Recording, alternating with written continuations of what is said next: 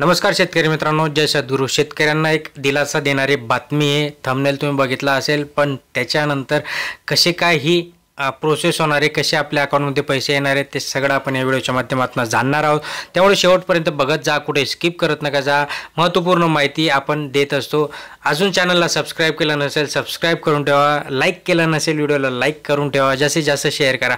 बघा, याच्या आधी जे होतं, नैसर्गिक आपत्तीमुळे शेतकऱ्यांना जिरायत किंवा जिरायतीसाठी 8,000 रुपये एवढं अनुदान मिळत होतं आणि जी मर्यादा होती ती 2 हेक्टरपर्यंत होती. बट आता कालच एक मुख्यमंत्र्यांकडून सांगितलं, कृषी मंत्री यांच्या सगळ्यांच्या बैठकी झाल्या आणि जे महाराष्ट्राची गव्हर्नमेंट ऑफिशियल वेबसाईट आहे, म्हणजे जी की आपण महाराष्ट्र DGIPR म्हणतो किंवा जे काही आपलं मुख्यमंत्र्यांची वेबसाईट आहे असंही जरी आपण म्हटलं तरी त्याच्यात वावगं नाही. आणि त्याच्यात असं स्पष्ट सांगण्यात आलं आता की जे काही हेक्टरी होतं त्याची मर्यादा वाढवण्यात आली. आता एकतर मर्यादा वाढवली म्हणजे जे 8,000 आधी मिळत होते ते 8,000 तर मिळणार, पण आता हे 8,000 न मिळता हे हेक्टरी 13,600 रुपये हे शेतकऱ्यांना मिळणार आहेत.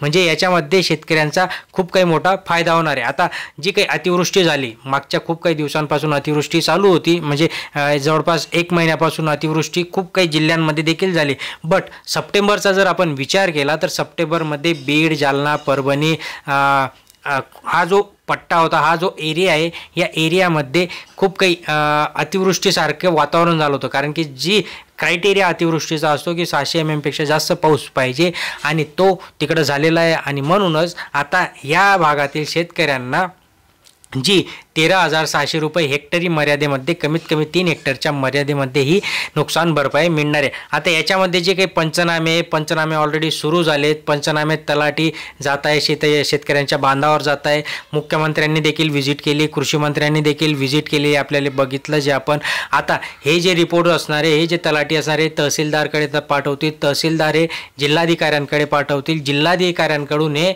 जे काही सगळे डाटा असणार आहे हा डाटा जाणार आहे कृषी आयुक्तालयाकडे आणि तिथून जी मदत आहे ती शेतकऱ्यांना वर्ग करण्यात येणार आहे. याच्यासाठी एक स्पेशल GR देखील येईल. याच्यासाठी शेतकऱ्यांना त्यांचं KYC या सगळ्या गोष्टी म्हणजे ओव्हरऑल जी काही प्रोसेस असतील DBTच्या माध्यमातून शेतकऱ्यांच्या अकाउंटमध्ये हे पैसे डिपॉझिट होतील. सो ओव्हरऑल जर बघायला गेलं, आनंदाची बातमी आज आपल्याला सकाळमध्ये मिळाली आहे.